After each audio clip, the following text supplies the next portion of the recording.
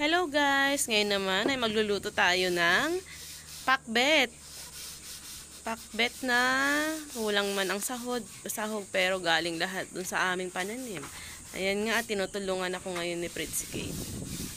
Ayan. Sana all tinutulungan ng nanay. Oh, ang galing-galing yun magsiga ng apoy oh.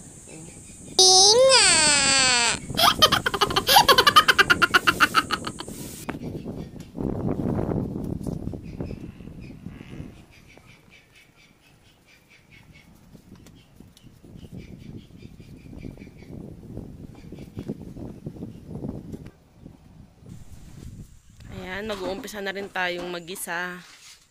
Ayan, mag-gigisa lang tayo. Tapos,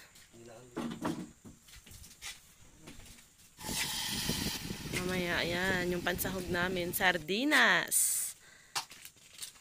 Nakalimutan ko na kasing mag-frozen ng ng karne sa ref. Kaya yan na lang, sardinas. Masarap naman.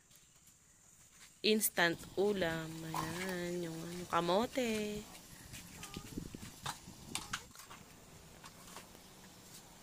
Tapos pinagsabay-sabay ko na yung ibang gulay. Ako, dumilim na rin pala.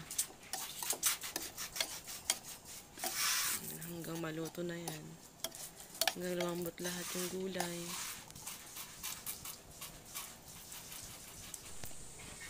Yan ang ulam namin ngayong gabi.